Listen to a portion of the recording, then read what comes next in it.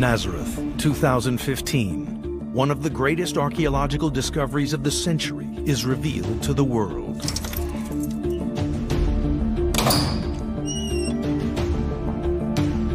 Could this be the remains of the childhood home of Jesus? On archaeological grounds, that is entirely possible. Were these ancient artifacts the personal belongings of his mother, Mary? We do know that it was a house of the kind that Mary and Joseph could have lived in. I personally think it's very possible this was the childhood home of Jesus. And what might the childhood of Jesus tell us about Jesus the man? We are looking at such an important part of human history.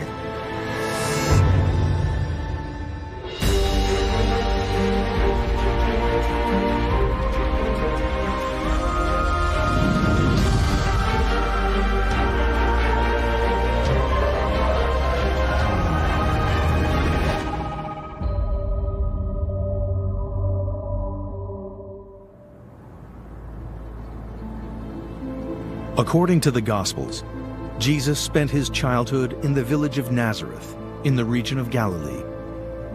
Today, Nazareth is a bustling city of more than 70,000 people in northern Israel. Here, in a deep cellar beneath a 19th century convent, lie the remains of what may prove to be one of the most extraordinary discoveries ever made. The very home in which Jesus was raised. If this were in fact the childhood home of Jesus, it would allow us to picture the world that Jesus came from in a way that no other discovery has. How people fed themselves, what people worked at, the political and the economic circumstances would give us a greater appreciation of who this Jesus is. The discovery of Jesus' house in Nazareth reminds us that Jesus lived a real life. He wasn't a mythical person. He lived a real life in a real place, in a real home. To be able to fill in something from the context in which he grew up would be very, very exciting. For the English archaeologist who made the discovery, it's the find of a lifetime. I don't expect that I will ever again work on a site which is both so fascinating and catches the imagination of quite so many people around the world. First uncovered in the 19th century, the true significance of this site was ignored by mainstream archaeology for more than 100 years. Only when Ken Dark began investigating in 2006 did clear evidence emerge from the dust. The ruins of a first-century Jewish house. Was this simple home where Jesus spent the formative years of his life?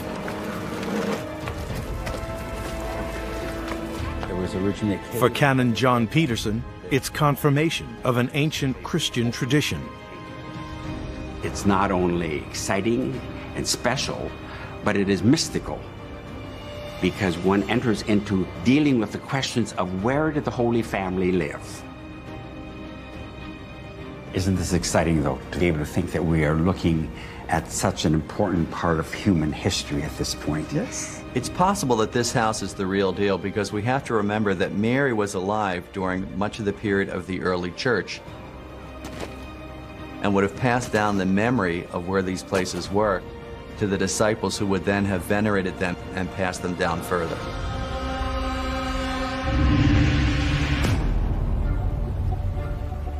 The Gospel of Mark, the oldest of the Gospels, starts its account of Jesus' life when he meets John the Baptist. What happened during his childhood is a mystery. It's a matter of just speculation as to what the early years of Jesus were like, since none of the Gospels tell us anything about that. The New Testament tells us very little about Jesus' childhood years. These are the missing years of Jesus. So to get an idea of Jesus as a child, And to find out about the world in which he lived, we have to look to archaeology, we have to look to history outside of what the Gospels tell us.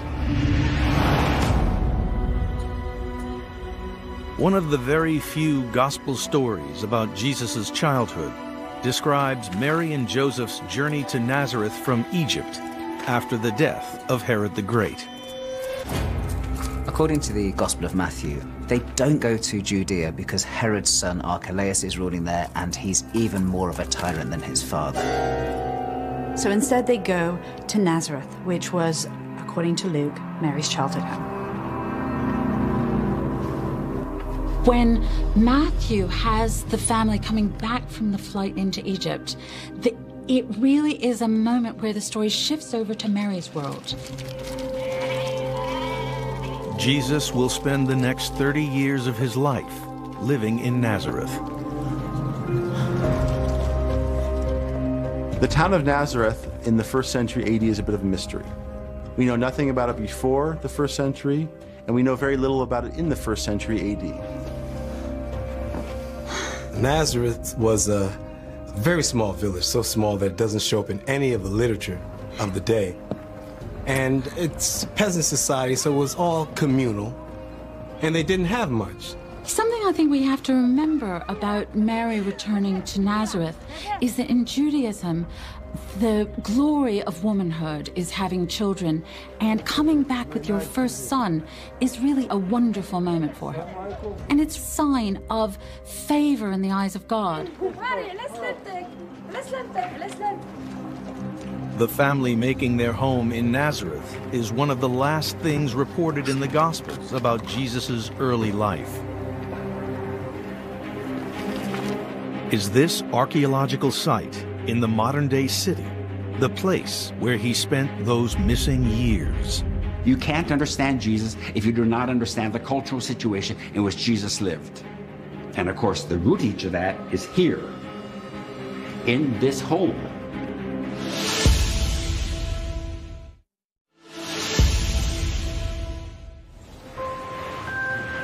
Nazareth, Israel. Found here is what may be the newly uncovered ruin of the childhood home of Jesus Christ. The story of this discovery goes back more than a century. In 1881, a congregation of nuns called the Sisters of Nazareth take possession of this site and build their convent on it. They discover that underground there are remnants of something, but they don't know what. I have the keys of the kingdom with me. They were told at the time that it was the site of a great church and that a burial of a saint lay on that ground. But these were just local stories, and I'm not sure anybody really believed those. In 2006, British archaeologist Ken Dark conducts a routine inspection of the convent cellar and gets the surprise of his life. I went over to the Sisters of Nazareth convent, and to my great surprise, instead of a small rock-cut tomb, there was a huge cellar full of archaeological features, including what was immediately apparent was an undiscovered cave church.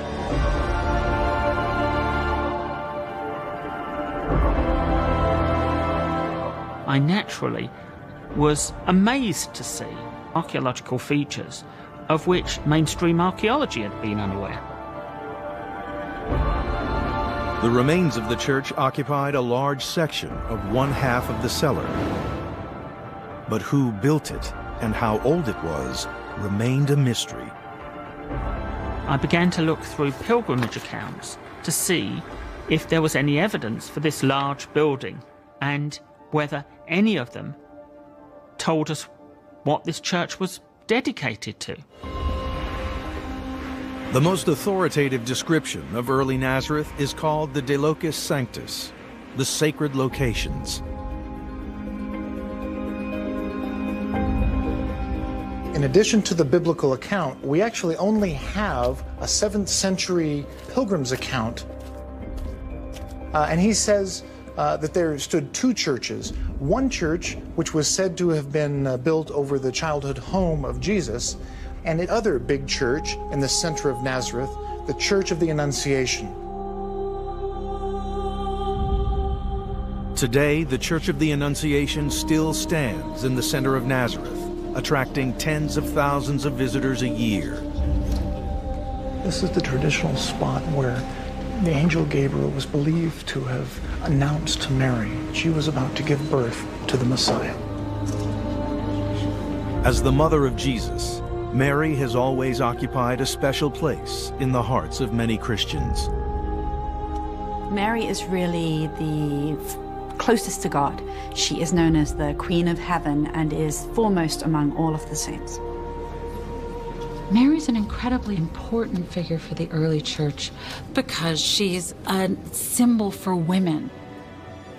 There's this idea of a loving individual who is seen as the special protector of the weak, of someone who protects women, who protects children, who protects elderly.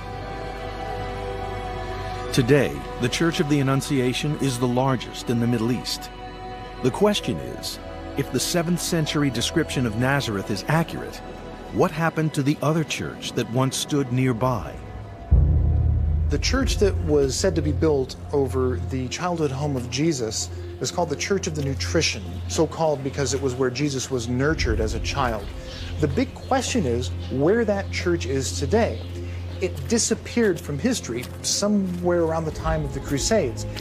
We're not really sure what happened to it. What we do know is that there are some clues from the De Locis Sanctus, this medieval manuscript, that gives us a few hints about where this church once stood. It was fairly easy to see if it had the series of attributes that De Locis Sanctis attributes to the Church of the Nutrition. Did it have a well? Well, yes, there is a well at the side. Did it have a vault under it? Yes, the site included a large vaulted area. Did that vault include 2 tombs? Yes, there are tombs incorporated in the vault. This did alert me to the possibility that we'd found the Church of the Nutrition. What Ken Dark says he's found in this underground site matches the description of the Church of the Nutrition, which, according to legend, was built on the site of Jesus' childhood home. According to a later tradition, there was also a tomb deep beneath the church belonging to none other than Mary's husband. It was believed that the site contained the tomb of St. Joseph. One of the strong clues that it is because of the oral tradition that said, this is the home of the just. And Joseph, of course, is described in the scriptures as a just man. It's important, particularly in relationship to the house, because you would not have a church being built here simply because they wanted to build a church. The church was being built here because it's a holy place. Whether St. Joseph was ever buried here is impossible to know. The tomb has been empty since the Crusades. But above it, the archaeological investigation uncovered a series of features that predated both Joseph's tomb and the Church of the Nutrition. Could they belong to a house? This is part of a cave, which is very typical, very common here in the hill country. And so we have a cave built into a house. Realizing that there was a first century house at the site was exciting in archaeological terms because it raises the possibility that this was the very house in which Jesus had been brought up. By painstakingly distinguishing different walls, Ken Dark was able to recreate the outline of a floor no one had seen in centuries. There are a series of rock-cut walls, walls that have actually been built by people out of blocks of stone mortared together. Those walls, when one looks at them in plan, form the outline of a house. It is now possible to recreate the house that Jesus may have lived in more than 2,000 years ago. A house of 2 stories, with bedrooms, family room, a courtyard, and a well, with a cave room carved into the rocky terrain. The house that was recently excavated seems to me exactly the sort of house that Jesus would have grown up in.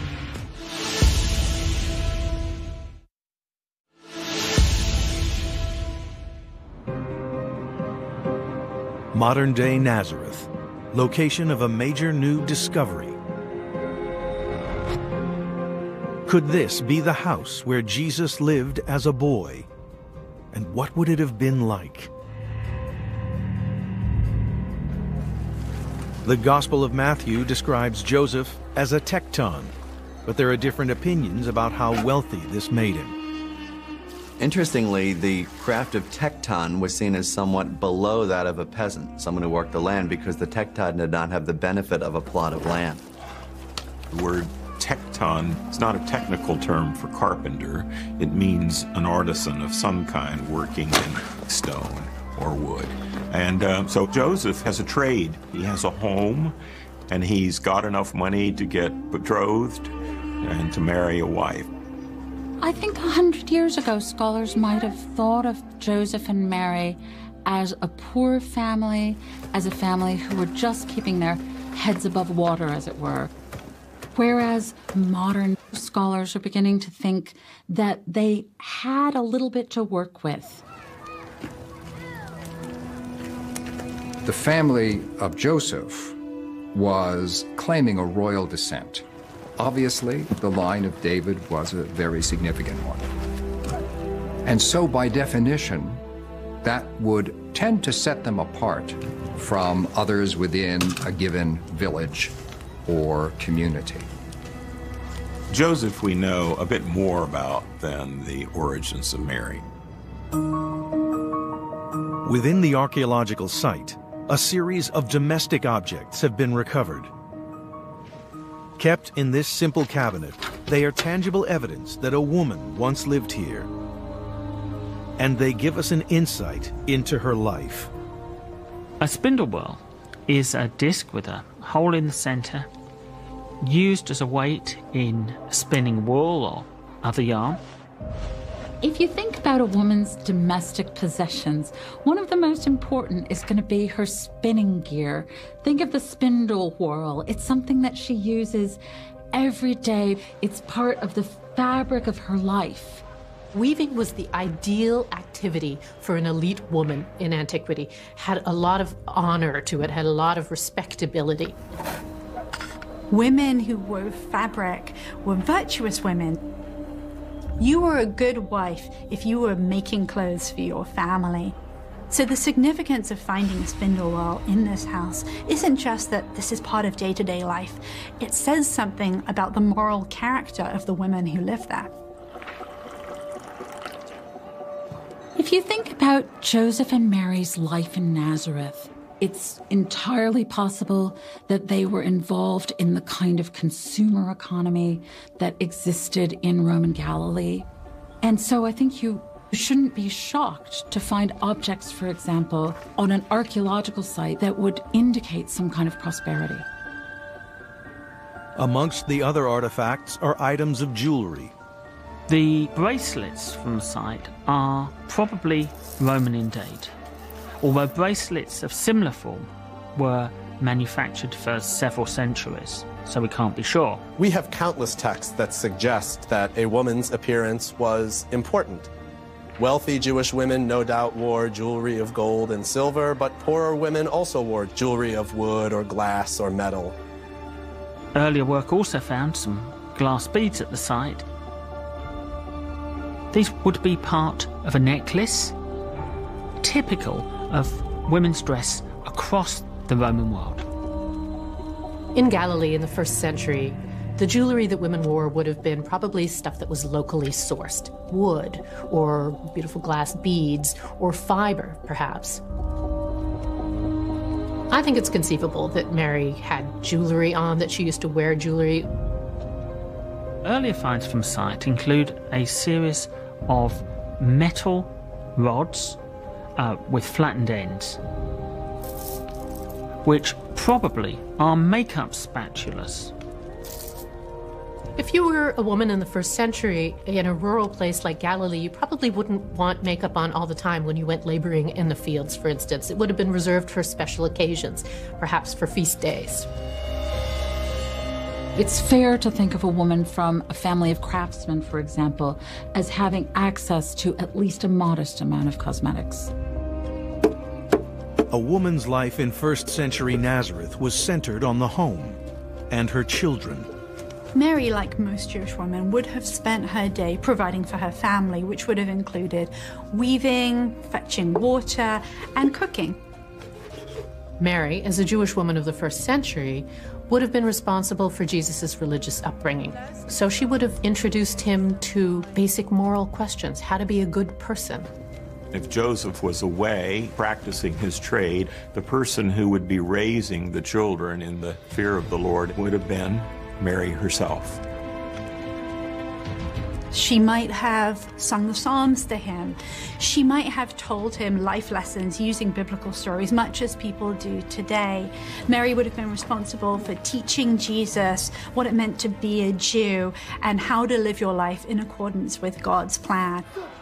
But beyond the safety of the house where he was raised, the world of Jesus' childhood was in turmoil.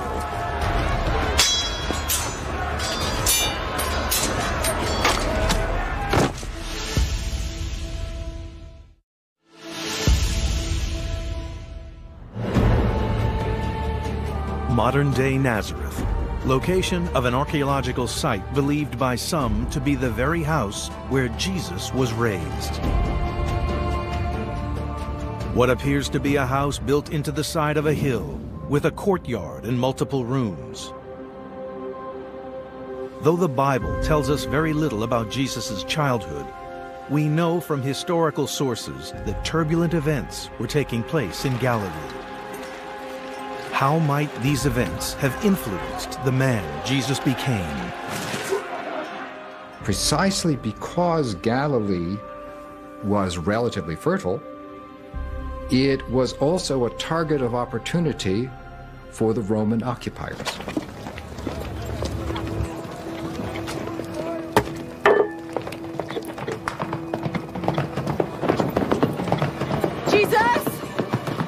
I think Jesus would have known about the harshness of Roman rule firsthand.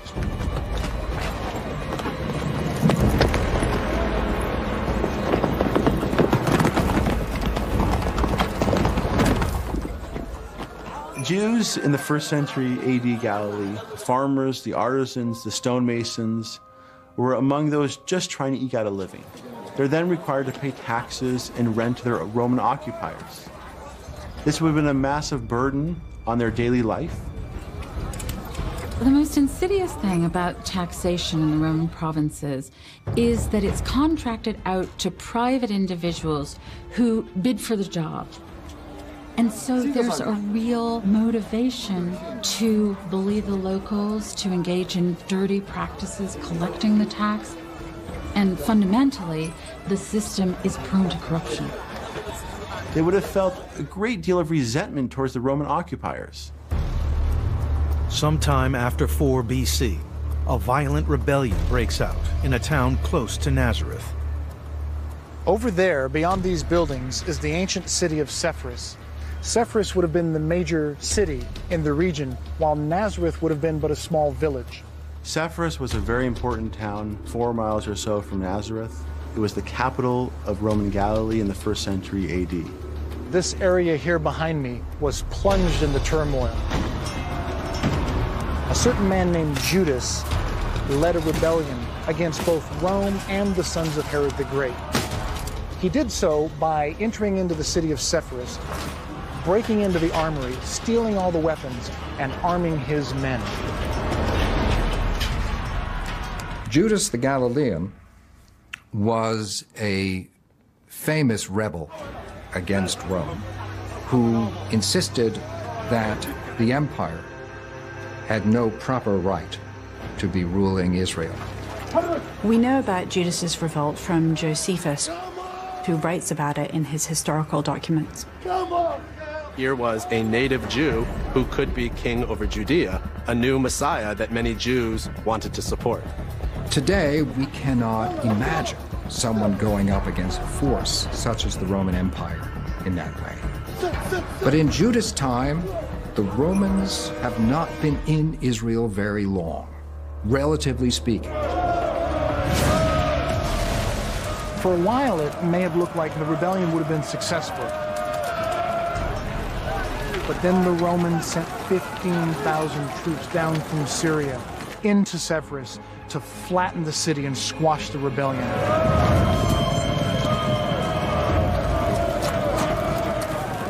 I think it would be terrifying to face the Roman army.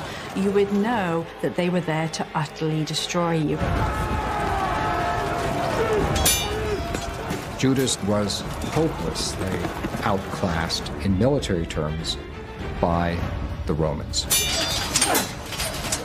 I have a feeling after those first few Jewish rebels fell and the Roman army just continued to advance, they knew the gig was up. The Romans leveled the city in response because it had been taken, so that everyone who saw this would understand that revolt against Rome was impossible. The Romans round up 2,000 individuals and crucify them. They then take the entire population of the city of Sepphoris and sell them into slavery. Judas probably met his fate on a cross. Romans would not let the people take down the corpses when they died.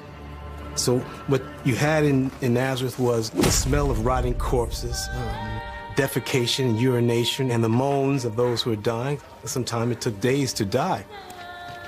If you put up that spectacle, Rome's theory is, no one will dare do this again. Even if Jesus didn't see it firsthand, he would have heard the stories. This would have been something that people talked about for years afterwards. You can imagine the impression that the destruction of Sepphoris might have left on a small child. This would have been part of his upbringing. It would have been part of his worldview. When Sepphoris was destroyed, it put people in Nazareth, Jesus and his family included, in the position of needing to judge. How can we assert who we are as Israel and at the same time coexist with the Romans? Jesus knew what happened when you tried to fight fire with fire, when you tried to take on the Romans. And maybe it was this event, this failed rebellion at Sepphoris, that caused Jesus to formulate this idea of nonviolent resistance. He eventually comes to preach a religion of nonviolence and nonviolent resistance to brutal Roman power. I think that's what accounts for Jesus, the kinds of things he says, turn the other cheek and walk the extra mile, which really, these are ways for the oppressed to maintain some sense of dignity and agency in their own lives. But does the house, believed by some to be his childhood home, contain any other clues about how the religion of the child shaped the beliefs of the man? Jesus!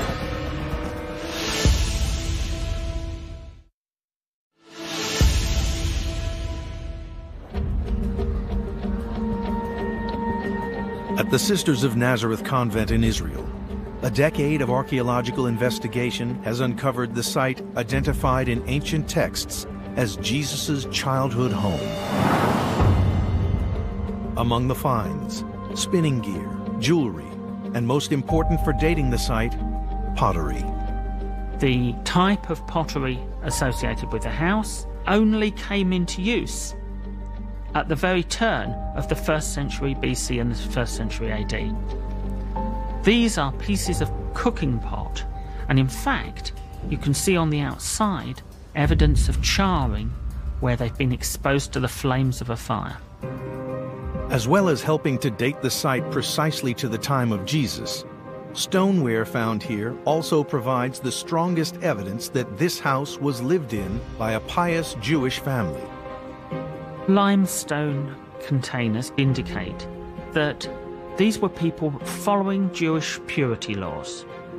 A Jewish family would ideally use limestone vessels because limestone vessels did not contract or convey ritual purity as did other vessels like ceramics. So limestone was preferred for storing water, for cooking, for drinking, and so on. Could the family who owned these limestone vessels have been the family of Jesus? Mary and Joseph's piety is revealed in the Gospel of Luke, in the only story in the New Testament of Jesus' childhood. Now his parents went to Jerusalem every year for the feast of the Passover. And when he became 12, they went up there according to the custom of the feast.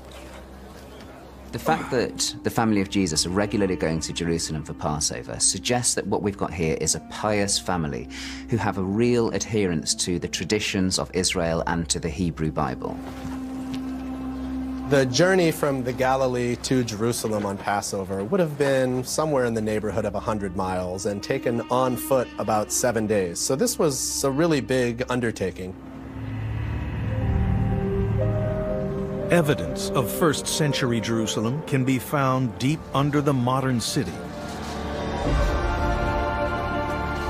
Archaeologists tunneled down for years until they finally came to this point here. This is the street level from the time of Jesus. You can see the columns here that held up the roofs of shops where shopkeepers would have been selling their goods. You can imagine children running through the streets and people yelling at one another. And of course, these are the streets where Jesus would have walked towards the temple to go up to worship. I mean, this is a very sacred place.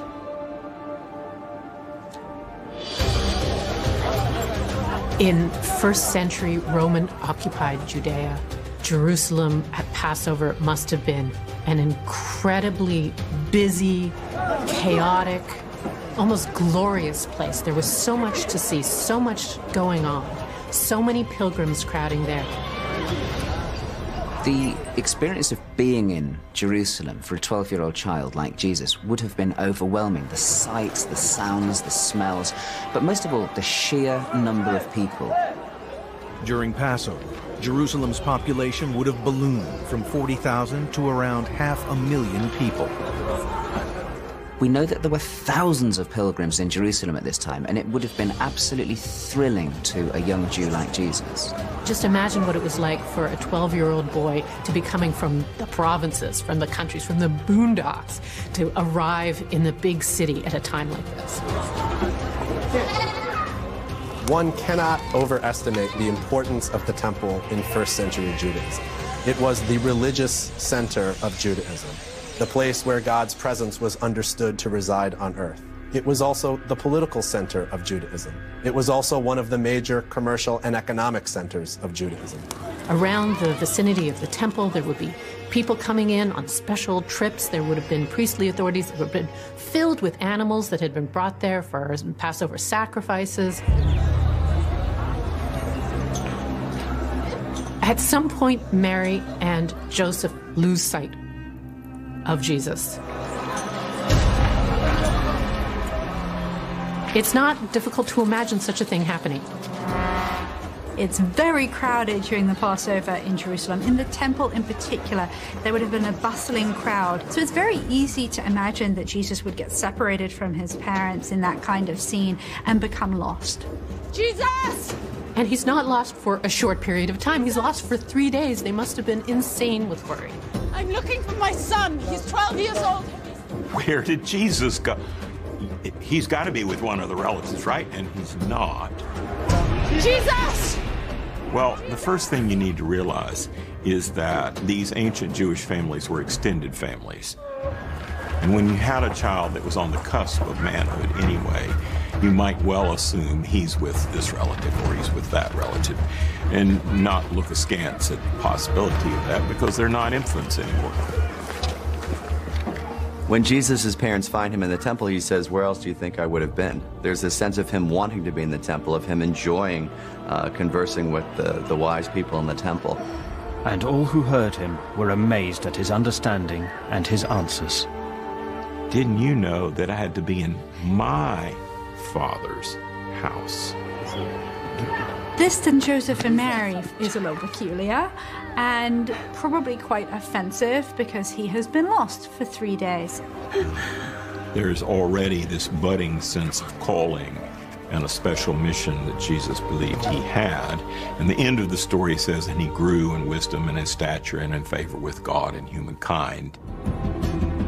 Jesus returned home to Nazareth. But is this the house where he grew to adulthood?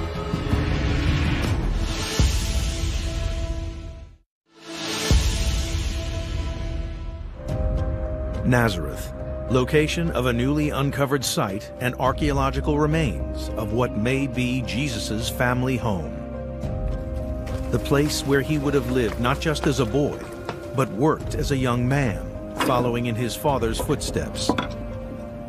It's very important to remember that Jesus worked for 18 years, from ages 12 to 30. And we tend to think of him as this kind of pious weakling that just sort of appears on the scene. But this is a carpenter who understood what it meant to work a full day and be tired after that. The turning point in Jesus' life is not when Jesus' father passed away prematurely. I think it's because of the rise and growing fame of the ministry of his cousin, John the Baptizer. The meeting between Jesus and John the Baptist is clearly a pivotal moment in Jesus' mission.